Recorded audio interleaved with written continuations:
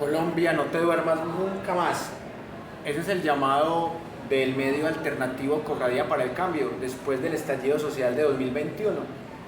Y quiero que hagamos una comparación entre este medio y la revista Semana pensando en ese 2021. Y sabemos que todo empezó por una reforma tributaria de Carrasquilla que grababa la canasta familiar. Pero había otras cosas de ese gobierno que a mucha gente no le gustaban.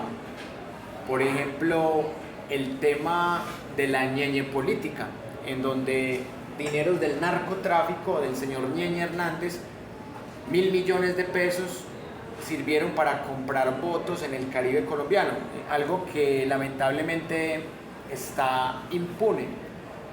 También estaba el tema del escándalo de las nóminas paralelas que luego se destapó, el escándalo de Mintic, pero también estaba el escándalo en ese momento de los robos a los bienes para reparar las víctimas del conflicto armado, el fracking, la represión policial, porque si bien es cierto, la mayoría de víctimas fueron asesinadas en el 2021, ya en el 2019 habían asesinado a Dylan Cruz, también un agente del SMAT,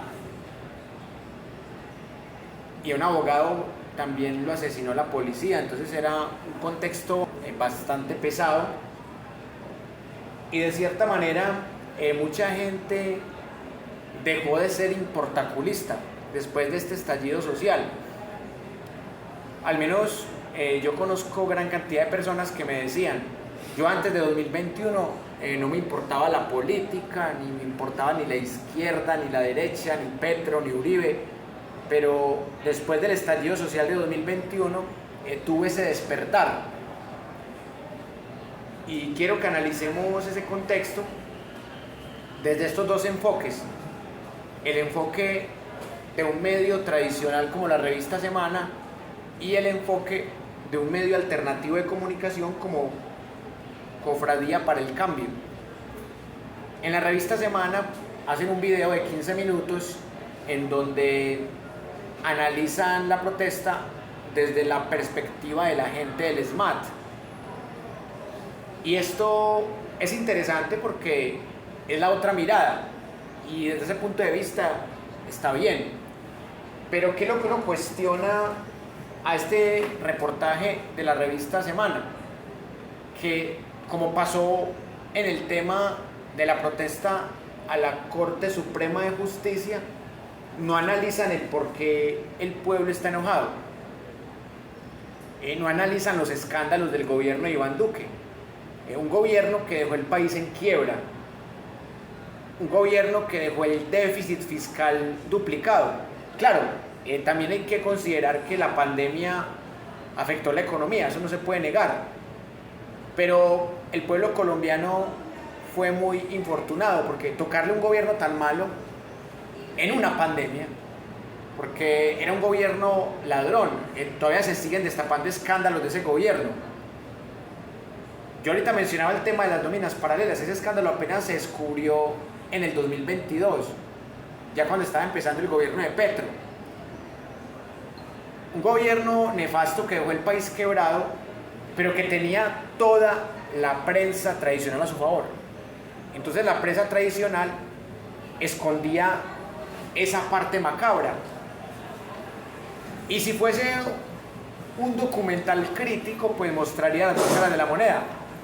Mostraría a la gente del SMAT, pero igual mostrarían al que protestaba.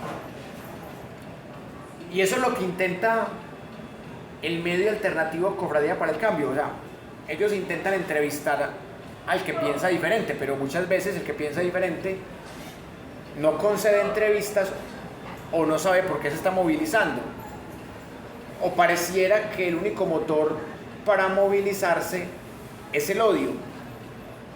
Y en ese contexto entra lo que podríamos llamar en el pensamiento crítico los sesgos cognitivos, que hoy quiero que volvamos a profundizar ese concepto.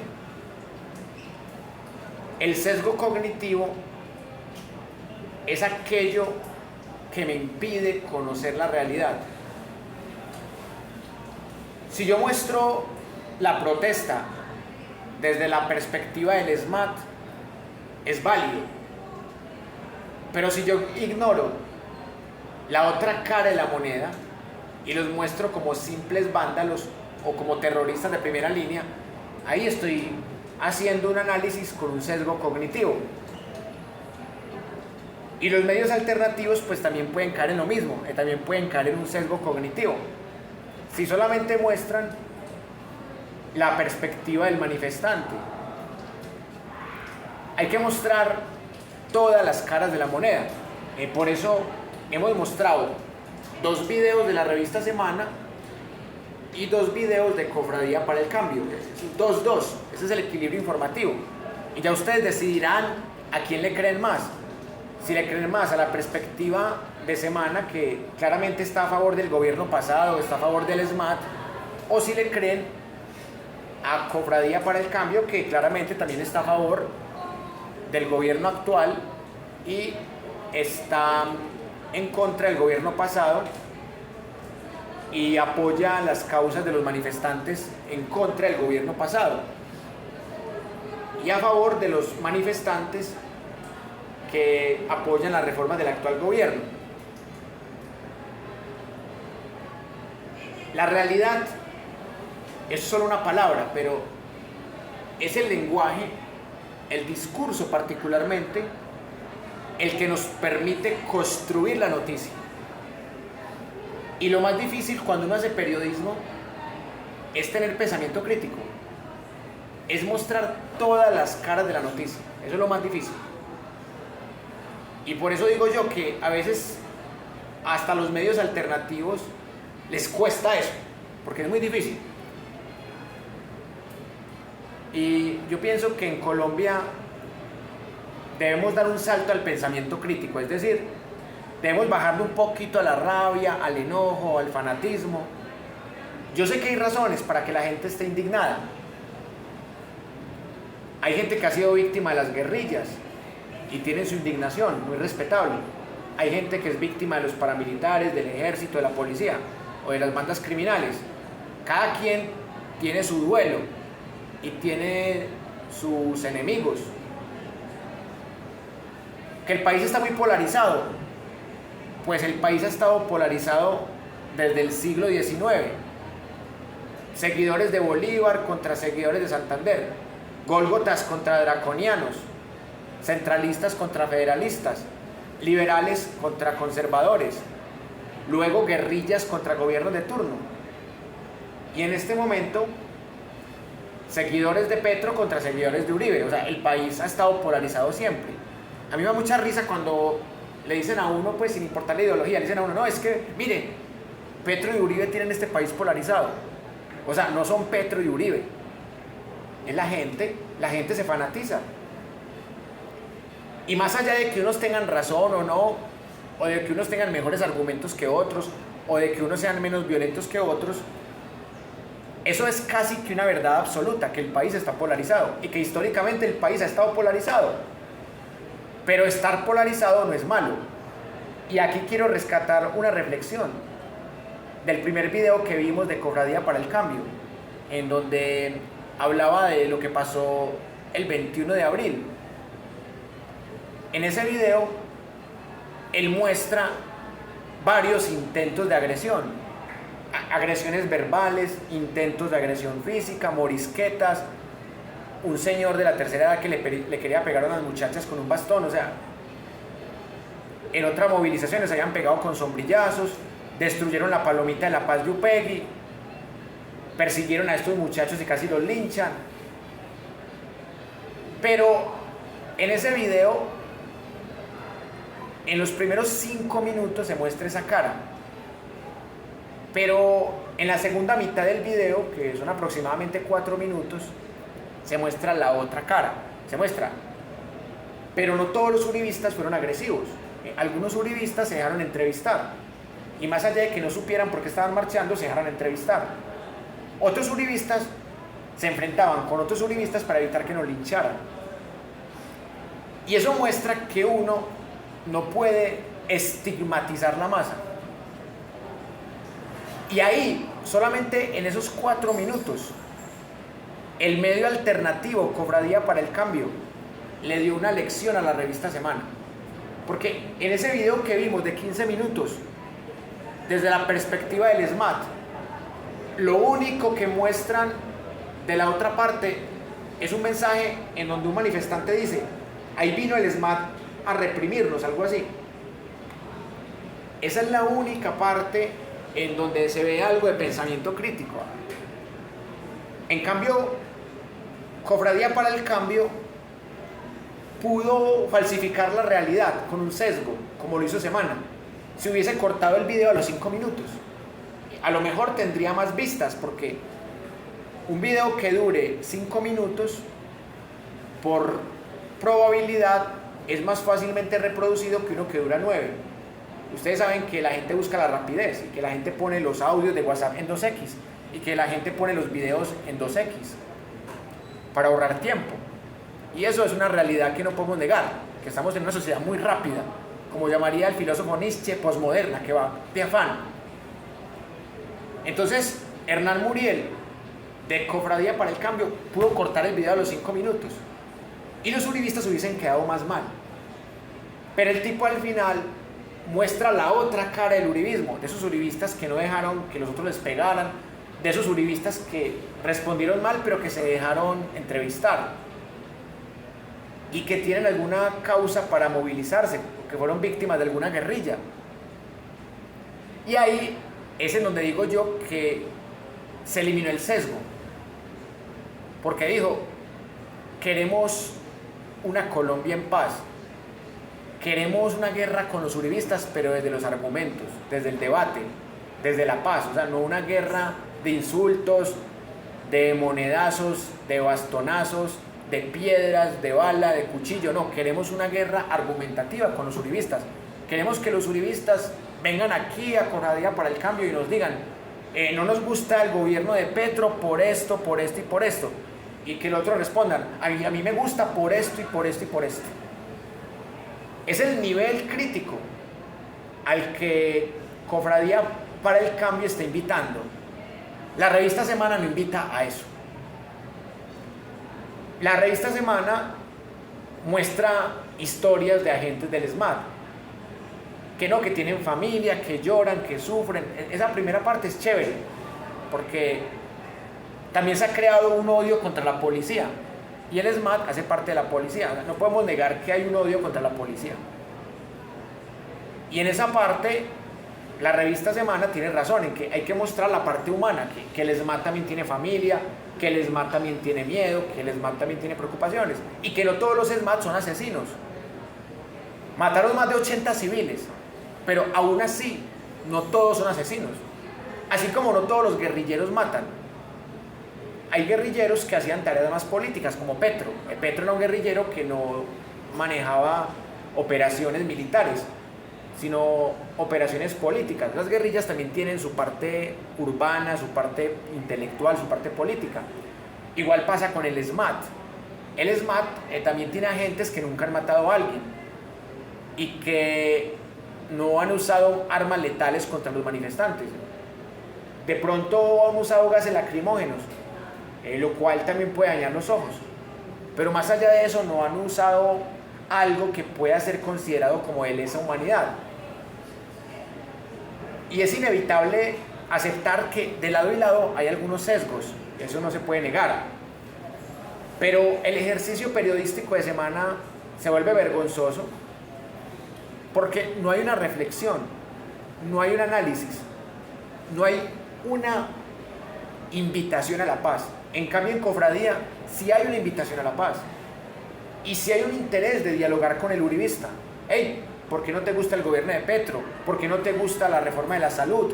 ¿Qué puntos no te gustan de la reforma pensional? ¿Por qué, si sos trabajador, si sos estrato 2, por qué no quieres una reforma laboral? ¿Por qué quieres que te sigan explotando?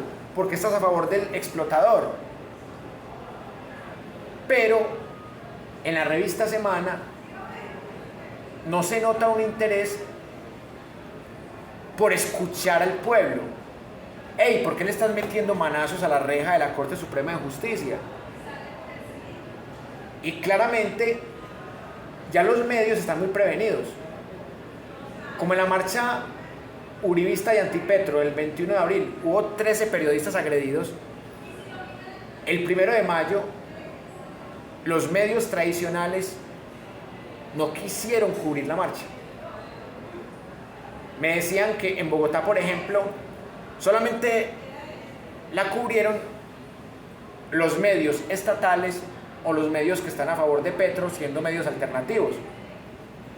Medios estatales como RTVC, y que el único medio así que no era propiamente a favor del gobierno que transmitió la movilización fue City TV, pero no les pasó nada.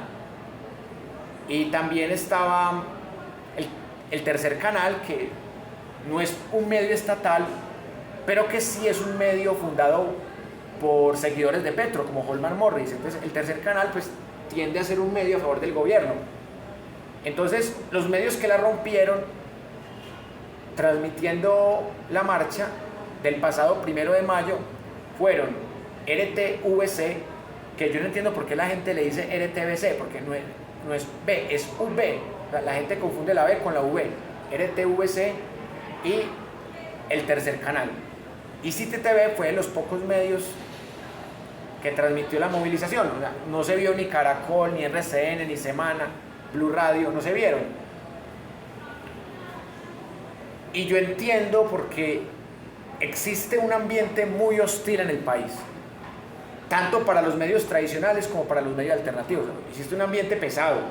Yo como medio tradicional también me daría miedo meterme a la marcha del 1 de mayo. O sea, uno tiene que aceptar que es bueno ponerse a veces en el lugar de ese periodista, de ese reportero. O sea, el periodista de RCN, de Caracol, de Revista Semana, no tiene la culpa. O sea, es un instrumento más del sistema, es un instrumento más de los banqueros Gilinski. ¿Yo qué me gano con agredir un periodista tradicional? Solamente me gano deslegitimar más la protesta social, deslegitimar mi causa. Pero en el estallido social de 2021 se rompieron todos los límites del lado y lado. Había gente que quería quemar tanquetas del SMAT. Pero vuelvo al tema de la proporcionalidad de la fuerza. O sea, no podemos comparar un primera línea cuya única herramienta es un casco y un escudo con un SMAT que tiene más protección y que tiene armas letales. Tiene armas letales, por eso mataron a Dylan Cruz, porque tienen armas letales. Por eso mataron más de 80 personas civiles, porque tienen armas letales.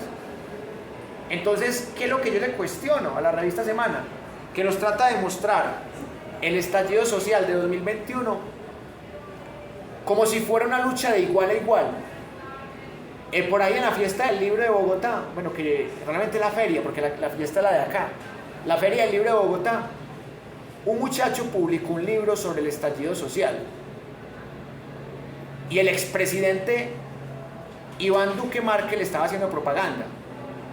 Yo no he leído el libro, por ende no puedo juzgar el libro, pero me puse a mirar, como buen stalker que soy, me puse a mirar el perfil de Facebook del muchacho que escribe el libro, y es alguien que tiene una mirada tibia de la realidad. Él considera que estamos en igualdad de condiciones entre el SMAT y el manifestante. Y claramente, si Iván Duque le está haciendo propaganda al libro de él es porque ya lo leyó, supongo que ya lo leyó, y supongo que el libro no lo compromete a él. El libro lo limpia. Iván Duque no va a promocionar un libro donde se reconozca que él cometió un genocidio. Porque el estallido social de 2021 fue un genocidio. No tan escandaloso como el de los mal llamados falsos positivos, pero muy comparable con la Operación Orión. En cantidad de muertes, en cantidad de civiles, en cantidad de violaciones, de desaparecidos, de falsos positivos judiciales, de estereotipos. El Club El Nogal fue un genocidio también de las FARC, y no se puede ocultar, aquí lo hemos estudiado, que porque lo cometió las FARC no lo podemos ocultar. Y ya Timochenko pidió perdón, pero ¿cuándo va a pedir perdón Uribe Vélez? Por la Operación Orión, por los falsos positivos, por las masacres de Lalo y la Granja, por el estallido social, porque es responsabilidad de Uribe, porque él fue el que montó a Duque. Así como Vicky Dávila es una títere de la familia Géneco y de los Gilinski, Iván Duque es un títere de Uribe. El que gobernó entre 2018 y 2022 fue Uribe. El que puso el fiscal de bolsillo para darle impunidad 4 años más fue Uribe. O sea, Duque solamente era el instrumento, el títere de Uribe. Duque no tenía 10 millones de votos, los tenía Uribe. Y el odio y el miedo contra Petro. El presidente fue Uribe. Porque uno debe entender el poder detrás del poder. Usted puede odiar a Petro y puede que esté en desacuerdo con sus reformas o con su ego, con lo que usted quiera. Y que el gobierno de Petro también ha tenido errores, claro. Y el gobierno de Petro no ha podido cumplir todas sus promesas. Unas porque el Congreso no deja y otras porque Petro está dormido. Pero hay algo que usted le debe abonar al gobierno de Petro. Petro no es títere de nadie. Han intentado inventar que Petro es títere de Nicolás Maduro, por favor. Petro en estos días criticó a Nicolás Maduro y hasta tuvo un roce con él. Petro no es títere de Juan Manuel Santos, que era lo que estaban diciendo en el 2018, que Petro, que porque puso a Alejandro Gaviria de ministro de Educación, entonces que Petro era títere de Juan Manuel Santos. Petro y Santos viven peleando argumentativamente. Que Petro es títere de Estados Unidos, tampoco. Si bien es cierto, Petro la va bien con Biden y con su gobierno, con su imperio. Petro sabe a qué imperio se estaría enfrentando, no se ponga a pelear con él. Vinieron a pedir armas para llevar a Ucrania y Petro les dijo no. Le dijeron que se pusiera al favor de Israel y Petro dijo no, me pongo a favor del más vulnerable, que es Palestina, porque es un genocidio contra el pueblo palestino. Ay, que no rompa relaciones con Israel. Rompió ayer relaciones con Israel. O sea, Petro se le para en la raya a los gringos. Desde José Vicente Concha, el presidente de Colombia, entre 1914 y 1918, de 1914 a 1918, desde esa época de Concha, no teníamos un presidente que se le parara en la raya al imperio de Estados Unidos, que le dijera no. Que esté a favor de nosotros en la Primera Guerra Mundial, que en esa época se llamaba la Gran Guerra. No. Hacía más de 100 años que un presidente colombiano no se le paraba en la raya a Estados Unidos, y no era perrito faldero de Estados Unidos. Y tampoco es títere de Rusia, porque Putin le ha mandado como unas indirectas a Petro, y Petro no le hace caso a Putin. Y Petro dice, no estoy a favor de Ucrania, ni de Rusia, ni de los gringos, estoy a favor de la paz. Entonces, o sea, eso se le da a abonar a Petro, que Petro no es títere de nadie. Y eso es algo positivo, teniendo en cuenta los antecedentes históricos de nuestro país. Pero, volviendo al tema de la protesta social, hay algo que también se le debe abonar al gobierno de Petro. Los uribistas han protestado desde el 2022 y hasta la fecha no hay un solo uribista o antipetro, porque no todos los que marchan contra Petro son uribistas, algunos son solamente antipetro, como los del centro que llaman el centro tibio, como Jubinao, J. Fernández, no son uribistas, son antipetro. O sea, ese tipo de personajes no han llegado muertos, ni heridos, ni con un ojo malo, ni violados, ni hay presos políticos del uribismo. Y eso que han amenazado de muerte a Petro, han amenazado con darle un golpe de Estado, han sacado ataúdes con el cuerpo de Petro, le desean la muerte a Petro, y aún así Petro no les ha echado la policía para que los mate. Y eso nadie lo puede negar. O sea, nadie puede negar que Petro está respetando el derecho a la protesta social. Así sea una protesta social llena de cadenas de WhatsApp, de mentiras, de manipulaciones, de odio. Petro los deja que se desahoguen. en una dictadura donde Petro realmente fuera un dictador, más de uno de los que ha sacado ataúdes con el cadáver de Petro ya estaría muerto o mínimamente judicializado como preso político. Pero yo quiero que profundicemos un par de conceptos pues para antes de llegar al momento de las conclusiones. Vean. Tengo una acotación. Hágale. Ahora trae esa colación lo del funesto gobierno de la marioneta Iván Duque. Sí. Un gobierno catastrófico que se evidenció de que su campaña había sido financiada por el narcotráfico. La ñoñe política. Solo tenían a la disposición al señor Francisco Roberto Barbosa Delgado para que pudiera tapar toda esa cantidad de abominaciones que han cometido. También tenían a su disposición a la señora Margarita Cabello Blanco en la Procuraduría General de la Nación. Así es. Tenían al registrador Alexander Vega, Contralor, tenían defensor del pueblo. Era un control milimétrico y extremadamente codicioso. La codicia de Álvaro Uribe Vélez no tiene presentación a nivel internacional. Un tipo que está ahí detrás del trono, manipulando, creando zozobra, pánico, miedos. La llegada de este señor Gustavo Francisco Petro Ruego realmente está generando un cambio. Estaban tan desesperados que cuando no tenían un candidato para presentarle a este pueblo tuso, que es el pueblo colombiano, escogieron en la figura de Federico Gutiérrez, un deleznable ser humano. Cuando Federico Gutiérrez no presentó los resultados que él quería, entonces escogió a este orate, este señor de ¿cómo se llama el tipo? Rodolfo Hernández. Lo tengo claro. Que está condenado en este momento. Sí. Pregúntese usted si ese señor en este momento fuera el presidente, a ver si esa condena en la Procuraduría había tenido fuerza. No. Eso lo congelaban en la comisión de acusaciones. Eso lo congelaban en el Congreso.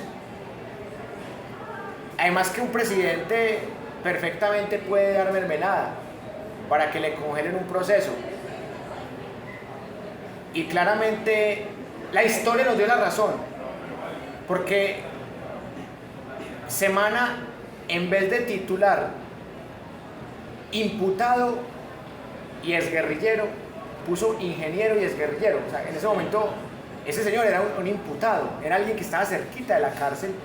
De no ser por la enfermedad terminal que tiene, estaría en la cárcel, por la edad que tiene, la enfermedad terminal. Pero más de 10 millones de personas votaron por un corrupto, solo por odio al señor Petro. Pero si hay pruebas de que ese viejito que es tan marrullero, porque él es un viejito marrullero, y se ve pues que tiene capacidad histrónica para aplaudir muchas cosas. Y lloró. Él salió a llorar ahí, en medios de comunicación y en esa audiencia, muy extraño que antes no hubiera traído a colación, de que estaba enfermo y que tenía una enfermedad terminal. Lo condenaron, está condenado. Pero es que después de que uno pasa de los 75 años ya tiene una enfermedad terminal, porque no, ya es muy, uno ya es muy vulnerable. O sea, puede que no esté diciendo mentiras. Uribe ya está cerquita de la enfermedad terminal, porque Uribe ya está en sus últimos años. Aunque, como dicen por ahí, hierba mala nunca muere. Uribe seguramente va a llegar a los 102 años. Y Uribe va a salir en una silla de ruedas con un cartel. Lo peor que he visto ha sido Petro y Uribe con 102 años. Como el viejito que salió por ahí el 21 de abril. Qué bueno que Alexander tocó ese tema porque se me estaba pasando por alto. Que Uribe no solamente tenía un presidente títere como Iván Duque, sino que Uribe tenía control de la Fiscalía, de la Procuraduría, de la Contraloría, de la Defensoría del Pueblo. O sea, qué bueno que... Del Congreso. De la mayoría del Congreso. Porque, ojo, este Congreso que tenemos ahora no es que esté a favor de Petro, pero está más dividido. El Congreso hace 4 años estaba en su mayoría a favor de Duque. A Duque no le fue tan difícil gobernar. Además, con ese tema de la pandemia COVID-19 taparon muchos escándalos.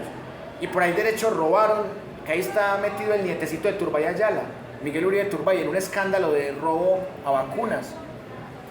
Por eso les digo yo que la prensa tradicional hizo maravillas en ese gobierno tapando cosas, porque claramente esta prensa tradicional estaba a favor del gobierno de Uribe en cabeza de Iván Duque Márquez.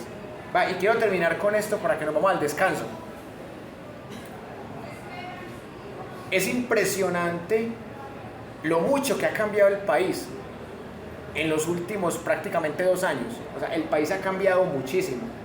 Por ejemplo, más de 100.000 familias tienen tierras para cultivar alimentos. Eso se llama reforma agraria.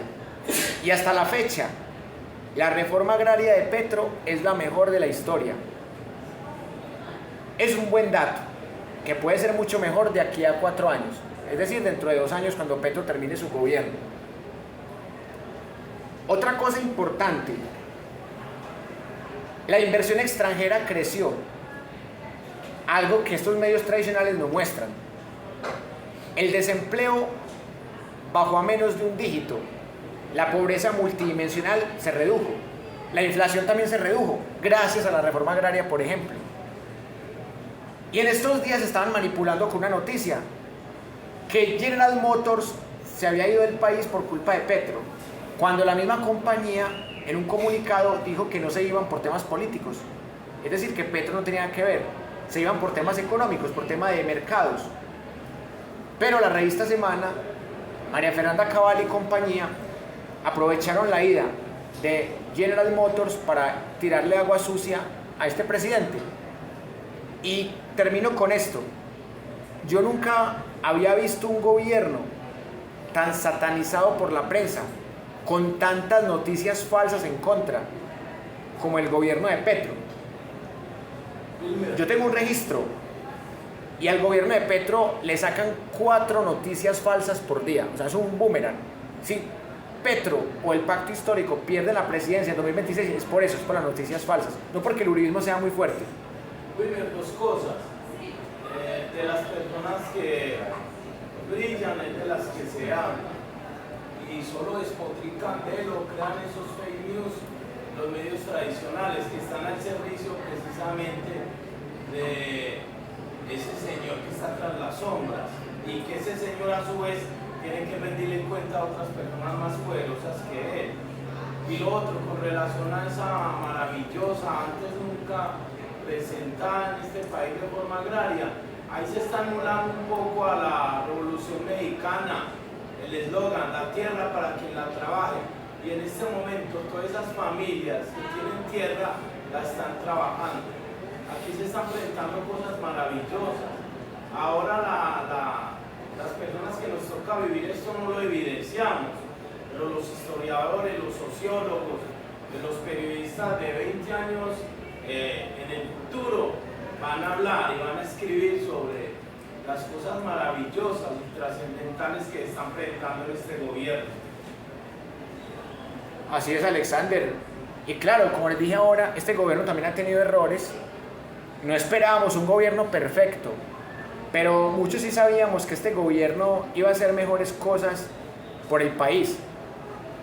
Un medio que se ha preocupado por mostrar noticias falsas es La Silla Vacía y Colombia Check.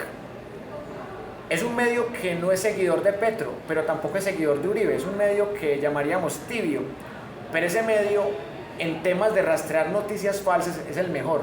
Colombia Check y La Silla Vacía. Para que vean que esto no lo estoy inventando yo. O sea, yo quiero que ustedes consulten por cuenta propia y se den cuenta que este dato que les doy no es falso. O sea, a Petro le están construyendo 3, 4 noticias falsas por día. Y cuando no son noticias falsas, son verdades a medias, con tal de hacerle daño al gobierno y por ahí derecho a hacerle daño al pueblo. Porque al fin y al cabo, lo que este gobierno está tratando de hacer es ayudar a los de abajo. Y remato con esto. En el video de Cofradía del 21 de abril, hay una señora vendedora ambulante con un chaleco de Bonais La alcaldía uribista de Federico Gutiérrez está persiguiendo a los vendedores informales, a los vendedores ambulantes. Y esta señora, al ser vendedora ambulante, pues debería estar en contra de Fico. Pero en vez de estar en contra de Fico, estaba tratando de agredir a Hernán Muriel y a su equipo de Cofradía para el Cambio. Mientras que exista gente que esté del lado equivocado de la historia, va a ser muy difícil cristalizar otros cambios en nuestro país. Esa señora de Bonais parece que fue las que le pagaron para que marchara. Y cabal inventó que el gobierno de Petro le había pagado a miles de personas para que se movilizaran el pasado 1 de mayo. O sea, como que el ladrón juzga por su condición. Y esa señora puede que no la hayan pagado, pero por lo menos le han expropiado el cerebro y le han hecho creer que es culpa del gobierno nacional, cuando la persecución a los vendedores ambulantes e informales es del gobierno local de Federico Gutiérrez, no es del gobierno nacional. Entonces, esa señora lamentablemente sufre el síndrome de Estocolmo. Bueno, entonces nos vemos ahorita, por ahí en 20 minuticos.